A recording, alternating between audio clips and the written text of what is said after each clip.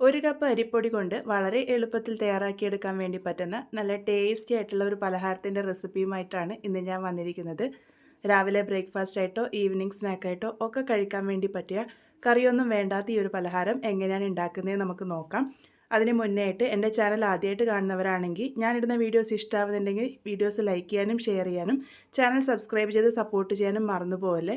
Subscribe ചെയ്യുമ്പോൾ തൊട്ടടുത്തുള്ള bell icon press ചെയ്യുകയാണെങ്കിൽ ഞാനിടുന്ന വീഡിയോസിൻ്റെ നോട്ടിഫിക്കേഷൻ നിങ്ങൾക്ക് കിട്ടുന്നതായിരിക്കും. അപ്പോൾ അതിനായിട്ട് ആദ്യം തന്നെ ഞാനിവിടെ 1 കപ്പ് അരിപ്പൊടിയാണ് എടുത്തിരിക്കുന്നത്. ഇത് സാധാരണ വറുത്ത നല്ല ഫൈനായിട്ടുള്ള അരിപ്പൊടിയാണ്. പത്തിരിപ്പൊടി എന്ന് പറഞ്ഞിട്ട് നമുക്ക് കടയിൽ നിന്ന് വാങ്ങാൻ കിട്ടുന്നത്.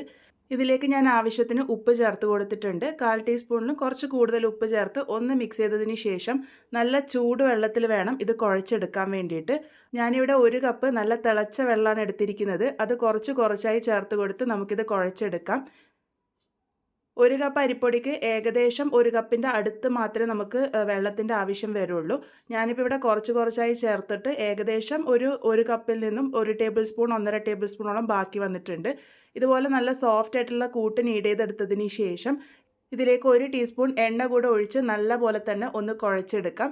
നല്ല സോഫ്റ്റ് ആയിട്ടുള്ള കൂട്ടാണ് നമുക്കിതിനായിട്ട് ആവശ്യമായിട്ടുള്ളത്. നമ്മുടെ കൂട്ട് ഇവിടെ പാകത്തിന് റെഡി ആയിട്ടുണ്ട്. നല്ല സോഫ്റ്റ് ആയിട്ടാണ് കൂട്ടിരിക്കുന്നത്. ഈ ഒരു രീതിക്ക് വേണം കുഴച്ചെടുക്കാൻ വേണ്ടിയിട്ട്. നേരത്തെ പറഞ്ഞതുപോലെ 1 കപ്പ് വെള്ളം എടുത്തതിൽ ഏകദേശം 1.5 ടേബിൾ സ്പൂണോളൊക്കെ വെള്ളം ബാക്കിയായിട്ട് വന്നിട്ടുണ്ട്. ഇനി ഇത് നമ്മൾ ആവിയിലാണ് വേവിച്ചെടുക്കാൻ വേണ്ടി പോകുന്നത്. ഏത് പാത്രമാണോ ആവിയിൽ വേവിച്ചെടുക്കാൻ വേണ്ടി ഉപയോഗിക്കുന്നത് ആ ഒരു പാത്രത്തിൽ നല്ലപോലെ എണ്ണ തടവി എടുക്കുക. അതിനുശേഷം ഇത് ഷേപ്പ് ചെയ്തെടുക്കാനാണ് പോകുന്നത്. ചെറിയൊരു ഉരുള എടുത്തതിന് ശേഷം കയ്യിൽ വെച്ചിട്ട് ഒന്ന് പ്രസ് ചെയ്ത് കൊടുക്കുകയാണ് ചെയ്യുന്നത്. കയ്യിൽ ഒന്ന് എണ്ണ തൂവി കൊടുത്താൽ മതി, ഒട്ടും പറ്റിപ്പിടിക്കൊന്നുമില്ല. ഈ ഒരു രീതിക്കാണ് ഞാനിവിടെ ഇത് ഷേപ്പ് ചെയ്തെടുത്തിരിക്കുന്നത്. നിങ്ങൾക്ക് ഇതുപോലെ ഷേപ്പ് ചെയ്യാം, അല്ലാന്നുണ്ടെങ്കിൽ വെറുതെ റൗണ്ട് ആയിട്ട് വേണമെങ്കിലും ചെയ്തെടുക്കാവുന്നതാണ്. അപ്പോൾ ഇതേപോലെ ബാക്കിയുള്ളതൊക്കെ ഞാനിവിടെ റെഡിയാക്കി എടുത്തിട്ടുണ്ട്. എന്നിട്ട് ആ ഒരു പാത്രത്തിലേക്ക് ഇതുപോലെ സെറ്റ് ചെയ്തെടുത്തിട്ടുണ്ട്. ഒന്നിന് മുകളിൽ ഒന്നിട്ടാലൊന്നും കുഴപ്പമില്ല, ഇത് പറ്റി പിടിക്കൊന്നുമില്ല.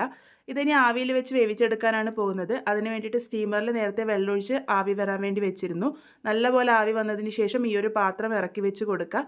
എന്നിട്ട് അടച്ച് വെച്ചിട്ട് ഹൈ ഫ്ലെയിമിൽ വെച്ചിട്ട് തന്നെ ഒരു 10 മിനിറ്റ് നേരത്തേക്ക് നല്ല പോലെ തന്നെ ആവി കയറ്റിയെടുക്കാം. ഇപ്പോൾ 10 മിനിറ്റോളം ഞാനിവിടെ നല്ല പോലെ തന്നെ ആവി കയറ്റി എടുത്തിട്ടുണ്ട്. ഇത് നല്ല പോലെ തന്നെ വെന്ത് വന്നിട്ടുണ്ട്. ഇതിൻ്റെ ചൂടൊക്കെ ആറാൻ വേണ്ടിയിട്ട് ഞാനിവിടെ മാറ്റി വെച്ചിട്ടുണ്ട്. ചൂട് നല്ലപോലെ ആറി വന്നതിന് ശേഷം മാത്രം ഇതെടുത്താൽ മതി, അല്ലാന്നുണ്ടെങ്കിൽ ചിലപ്പോൾ പൊട്ടിപ്പോകാനുള്ള സാധ്യതയുണ്ട്. ഇതിപ്പോൾ പാകത്തിന് തന്നെ റെഡിയായി കിട്ടിയിട്ടുണ്ട്. ഇനി ഇതിനായിട്ടൊരു മസാല തയ്യാറാക്കിയെടുക്കാം. അതിനായിട്ടൊരു പാനിലേക്ക് ഏകദേശം 1 ടേബിൾ സ്പൂൺ എണ്ണ ഒഴിച്ച് കൊടുത്തിട്ടുണ്ട്. എണ്ണയൊന്ന് ചൂടായി വരുമ്പോൾ ഇതിലേക്ക് 1/2 ടീസ്പൂൺ സാധാരണ ജീരകം അല്ലെങ്കിൽ ചെറിയ ജീരകമാണ് ചേർത്ത് കൊടുത്തിരിക്കുന്നത്. ജീരകം ഒന്ന് പൊട്ടി വരുമ്പോൾ അതിലേക്ക് 2 ചെറിയ സവാള ചെറുതായിട്ട് അരിഞ്ഞതും 3 പച്ചമുളക് ചെറുതായിട്ട് അരിഞ്ഞതും 1 തണ്ട് കറിവേപ്പില ചെറുതായിട്ട് അരിഞ്ഞതും കൂടെ ചേർത്ത് കൊടുത്തിട്ടുണ്ട്. ഒന്ന് വഴറ്റിയെടുത്തതിന് ശേഷം ഇതിലേക്ക് 1/2 ടീസ്പൂൺ ഇഞ്ചി വെളുത്തുള്ളി പേസ്റ്റാണ് ഞാനിവിടെ ചേർത്ത് കൊടുത്തിരിക്കുന്നത്. നിങ്ങൾക്ക് ചതച്ചിട്ട് വേണമെങ്കിലും ചേർത്ത് കൊടുക്കാവുന്നതാണ്. ഇനി ആ ഒരു ഇഞ്ചിയുടെയും വെളുത്തുള്ളിയുടെ ഒക്കെ പച്ചമണം മാറുന്നത് വരെ നന്നായിട്ട് തന്നെ ഒന്ന് വഴറ്റിയെടുക്കാം. ഇപ്പോൾ നമ്മൾ ചേർത്ത് കൊടുത്തിരിക്കുന്ന ഇഞ്ചിയുടെയും വെളുത്തുള്ളിയുടെ ഒക്കെ പച്ചമണം മാറി നല്ലൊരു ലൈറ്റ് ഗോൾഡൻ ബ്രൗൺ കളർ ആയിട്ടുണ്ട്.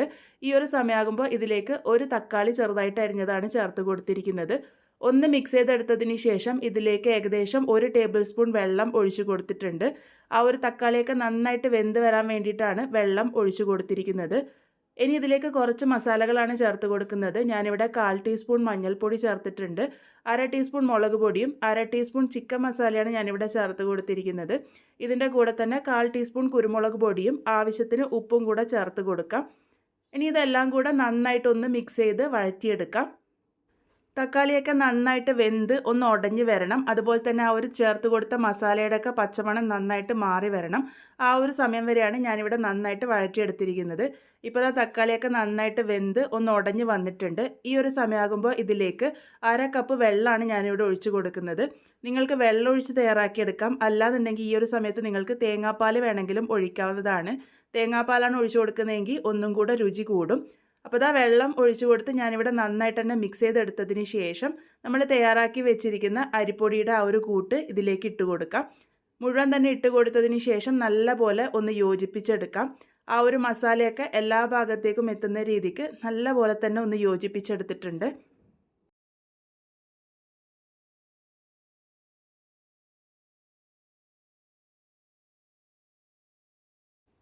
ഇതുപോലെ നന്നായിട്ടൊന്ന് മിക്സ് ചെയ്തെടുത്തതിന് ശേഷം അടച്ച് വെച്ച് നമുക്കിതൊന്ന് കുക്ക് ചെയ്തെടുക്കാം. ആ ഒരു മസാലയൊക്കെ നന്നായിട്ടൊന്ന് പറ്റി യോജിച്ച് വരണം. ഇടയ്ക്കിടയ്ക്ക് ഒന്ന് ഇളക്കി യോജിപ്പിച്ച് കൊടുക്കാൻ മറന്നു പോകരുത്. അടിക്ക് പിടിക്കാതിരിക്കാൻ വേണ്ടിയിട്ട് ശ്രദ്ധിക്കണം. അപ്പോൾ ദാ ഞാനിവിടെ മീഡിയം ഫ്ലെയിമിൽ വെച്ചിട്ടാണ് ഇത് കുക്ക് ചെയ്തെടുത്തിരിക്കുന്നത്. ഇതിപ്പോൾ നല്ല പോലെ തന്നെ വെള്ളമൊക്കെ വറ്റി വന്നിട്ടുണ്ട്. ഒരുപാട് അങ്ങനെ ഡ്രൈ ആക്കണ്ട, ഈ ഒരു പാകത്തിനാക്കിയെടുത്താൽ മതി. ഇനി ഇതിലേക്ക് ഒരു 1/2 കപ്പ് തേങ്ങ ചിരകിയതും കൂടെ ചേർത്ത് കൊടുക്കാം. ഏറ്റവും അവസാനമായിട്ട് ചേർത്ത് കൊടുത്താൽ മതി. അതിനുശേഷം ഇതൊന്ന് നന്നായിട്ട് മിക്സ് ചെയ്തെടുക്കാം. ഈ ഒരു തേങ്ങയും കൂടെ വരുമ്പോഴാണ് ഇതിൻ്റെ രുചി ഒന്നും കൂടെ കൂടുന്നത്. അതും കൂടെ ചേർത്ത് കൊടുത്ത് ഒന്ന് നന്നായിട്ട് മിക്സ് ചെയ്തെടുത്തതിന് ശേഷം ഏറ്റവും ലോ ഫ്ലെയിമിലാക്കിയിട്ട് ഒന്ന് അടച്ചു വെച്ച് വേവിക്കാം. ആ ഒരു തേങ്ങയും കൂടെ ഒന്ന് നന്നായിട്ട് യോജിച്ച് വരണം, അത്ര മാത്രമേ ഉള്ളൂ. ഇതിപ്പോൾ പാകത്തിന് റെഡി ആയിട്ടുണ്ട്. നല്ല പോലെ തന്നെ ഡ്രൈ ആയിട്ട് വന്നിട്ടുണ്ട്. എല്ലാം നന്നായിട്ട് യോജിച്ച് വന്നിട്ടുണ്ട്. ഈ ഒരു പാകത്തിനാകുന്നത് വരെയാണ് ഇത് കുക്ക് ചെയ്തെടുക്കേണ്ടത്.